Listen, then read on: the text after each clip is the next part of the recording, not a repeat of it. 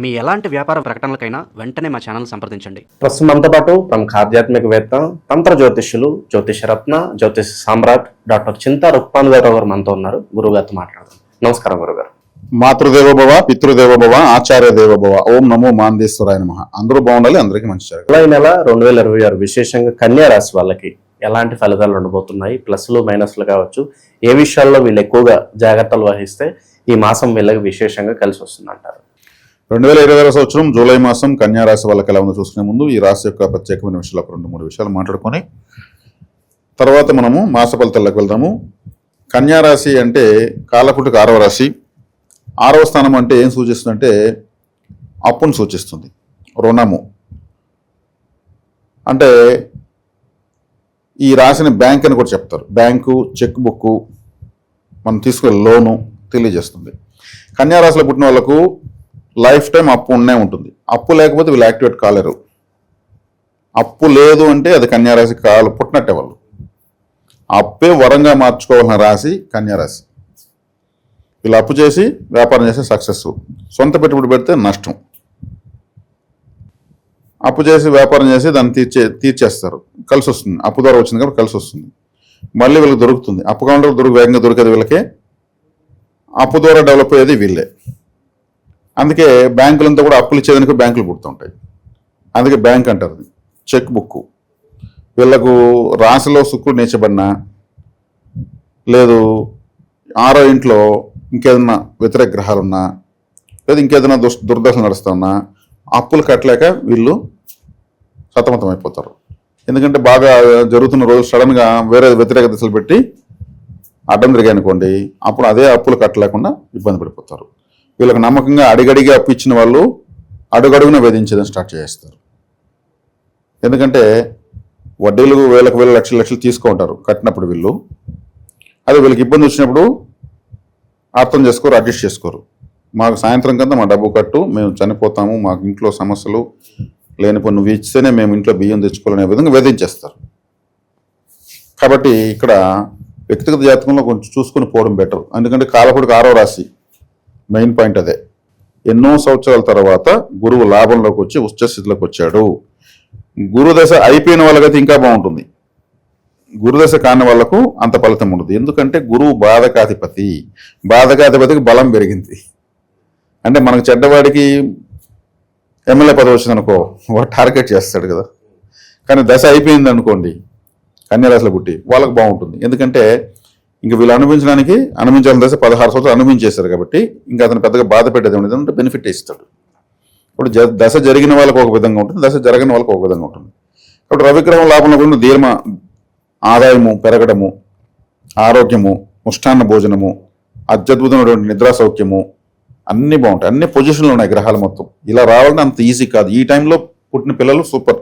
కన్యా రాశిలో పుట్టిన వాళ్ళు ఇలాంటి గ్రహస్థితి ఇంకెంతకాలం ఉండొచ్చు అంటారు ఈ రాశి వాళ్ళకి? అంటే ఇప్పుడు వచ్చేకాడికి గురువు అతిచారం పైన 1000లోకి వస్తాడు, అప్పుడు కూడా బాగానే ఉంటుంది.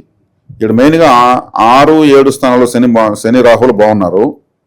బుధుడు 10, 11, 12 స్థానాల పైనగా ఉన్నాడు గోచారం ప్రయాణంలో. ఇంకా శుక్రుడు తొందరలో రాశిలోకి వస్తాడు.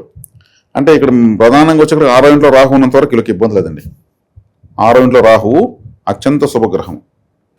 అదేవిధంగా వీళ్ళకు శుక్రుడు అడపాదడప ఆయన 1 నెల ప్రయాణిస్తాడు కాబట్టి ఒక్కొక్క రాశిలో అనుకూలంగా మారుతూనే ఉంటాడు శుక్రుడు. వీళ్ళకు గురువు బలపడకూడదు యాక్చువల్గా. కానీ గురుదశ జరిగిపోయింది, గురువు బలపడితే ఇబ్బంది లేదు. కన్యా రాశికి, మిథున రాశికి గురువే అత్యంత పాపగ్రహం. ఇప్పుడు పాపగ్రహం లాభంలోకి వచ్చింది, తన స్థానాన్ని చూస్తూ ఉంది కాబట్టి చాలా బాగుంది.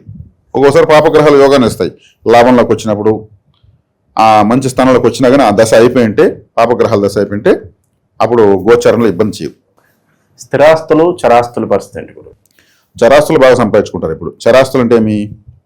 గోల్డ్, ఇంకేదన్నా ఆర్డీలు, ఎఫ్డీలు, మ్యూచువల్ ఫండ్స్, ఇటువంటివి. స్థిరాస్తులు అంటే భూములు, ఇటువంటివి. కాబట్టి చరాస్తులు బాగా డెవలప్ చేసుకుంటారు. 9వ స్థానంలో కేతు ఉన్నాడు, కానీ 9వ స్థానాధిపతి లాభంలో ఉన్నాడు.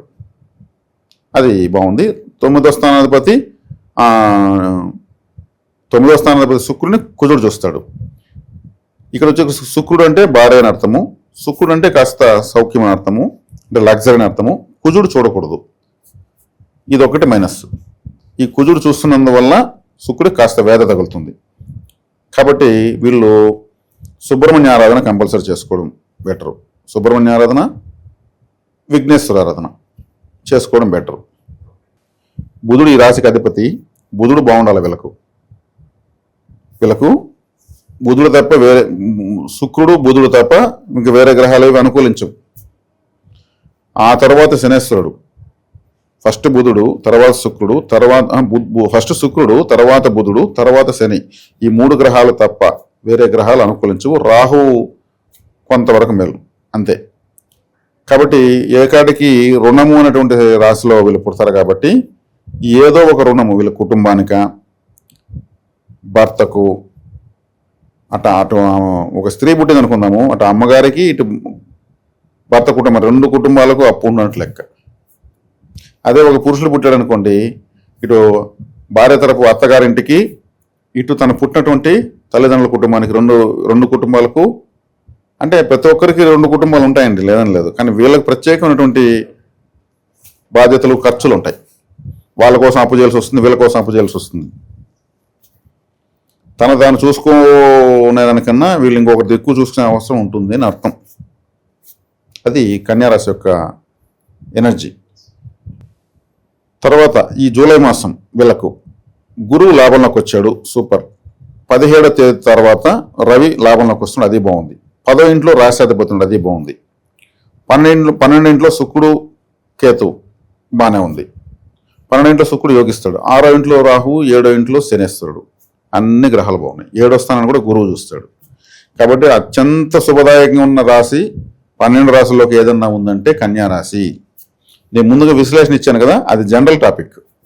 ఈ మాసం గోచర ఫలితం తీసుకుంటే సూపర్ డూపర్ రాశి ఏదన్నట్టు కన్యా రాశి. అంతా బాగున్నప్పటికీ ఏ విషయాల్లో వీళ్ళు తలదూరిస్తే ఇబ్బందులు తప్పవు అంటారు? ఏ విషయాలు తలదూరిస్తే అంటే అష్టమాధిపతి భాగ్యంలో ఉన్నాడండి. అష్టం అంటే ఏమి?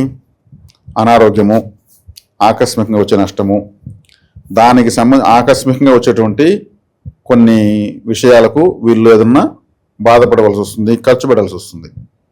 అంటే వీళ్ళకేమీ రాకపోయినా కానీ తమకు కావాలని వాళ్ళకి సమస్యలు వస్తే దానికి వీళ్ళు ముందుండి రావడము, డబ్బులు ఇవ్వాల్సి రావడము లాంటివి ఏదైనా జరుగుతాయి. అటువంటి వాళ్ళకి వీళ్ళు బాధపడాల్సి వస్తుంది. దాన్ని కేర్ఫుల్గా చూసుకోవడం కోసం సుబ్రహ్మణ్య ఆరాధన చెప్పాను. సుబ్రహ్మణ్య ఆరాధన, విఘ్నేశ్వర ఆరాధన చెప్పాను. ఇది చేసుకుంటే చాలు. ఓవరాల్గా కన్యా రాశి వాళ్ళకి జూలై నెల ఎలా ఉండబోతుందో మంచి విశ్లేషణ అందించారు. ధన్యవాదాలు.